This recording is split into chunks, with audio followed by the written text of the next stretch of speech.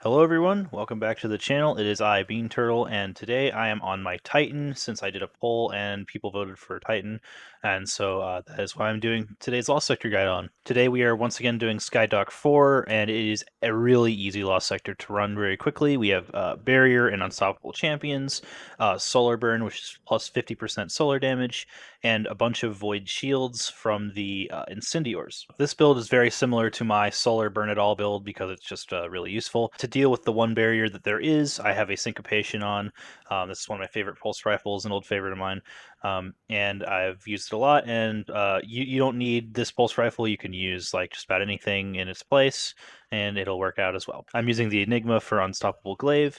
The reason I'm using this and not my Lubrays for the 50% solar damage bonus is because of the void shields the Incendiors have.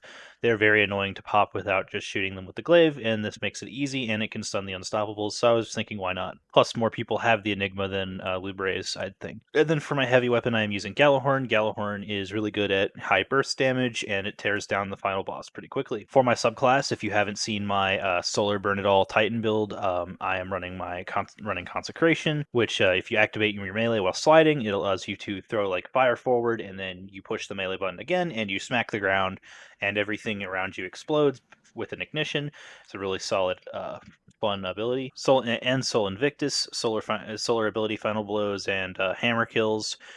Create these little fire tornadoes that give you health and ability energy and also burn your enemies. I'm also running Thermite Grenade because I feel like Thermite Grenade is more effective at causing ignitions than stuff like Solar Grenade is, but you could also use Incendiary and really whatever. Fusions are really good, but they're not as good as Warlock fusions. For my fragments, I've got the Ember of Torches, which power melee attacks make me radiant. Ember of Ashes, you apply more scorch attacks to targets, and Ember of Empyrean, which solar weapon kills and ability kills extend the duration of restoration and radiant effects applied to you. That is important because it helps you be almost immortal in most cases. And Ember of Solace, radiant and restoration effects have increased duration, which means that Ember of Empyrean restoration stacks to up to 12 seconds of restoration and radiant at all times, and it stays at about 12 seconds as you get kills, which means that you have plenty of time to chain this pretty much infinitely. On my helmet, I have Ashes to Assets so that I get super energy. If I do it if it takes about more than a minute 30 seconds, a minute 20 seconds or so to kill the boss, I will get a super based on the number of grenade kills I get, and this helps me get there.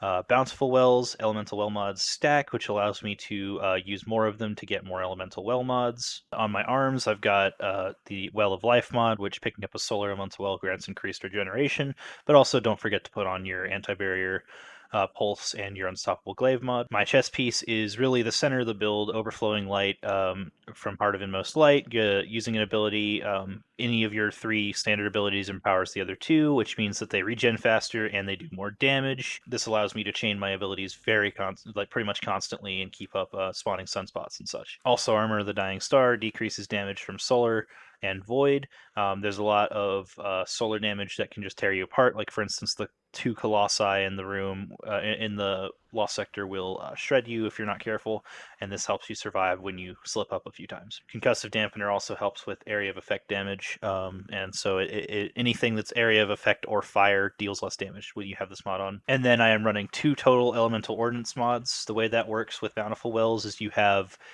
2 of them and they stack, so it ends up spawning 3 for some reason. I don't know why, but it does. So you have 2 of the mods and you have Bountiful Wells, and it'll spawn a total of 3 Elemental Wells when you get a grenade kill, and that's what I have the other one on my boots. And then on my mark is where some of the fun comes in. Classy Restoration. When I put up my barricade, I gain Restoration ×2. So whenever I put up my barricade, not only do I gain ability energy for my other abilities, but I'm also constantly gaining health all of a sudden. And I can stack that up to 12 seconds and use Ember of Empyrean to keep that rolling. Revitalizing Blast, whenever I stun a champion, it explodes and deals a huge amount of damage. It also gives you a little bit of health if you're missing some. This can be dependent on lag. I've had some issues where I've stunned champions and they don't explode. I've also had issues where I've hit them with the stunning weapon, they explode but they don't stun, so it's really kind of glitchy. But it's a really good mod when it works. Also, as always, make sure that you put on a Ghost Shell mod that allows you to farm into the stats that you want so that your RNG time is more well respected. I've had a Resilience armor on my Titan because I want him to have 100 Resilience, and I finally got there. I was trying to get triple hundreds here, and it's been taking me a while to get that that stat spread. So good luck on your journey on that. But let's go. So when you first come in this room, there's an unstoppable immediately. Unfortunately, the glitch that was going around before, where you could literally ignore all the champions except for the last Incendior, got patched today. Like, I ran it today and it was fine, and then they patched it within the last few hours. So you have to do this the old-fashioned way by murdering everything. By the way, that guy, that barrier champion right there, is why I recommend running Armor of the Dying Star, or Armor of the Star, because he can wreck you. But yeah, just hit him with Gallowhorn and then pop his shield with your pulse, and you can go right along.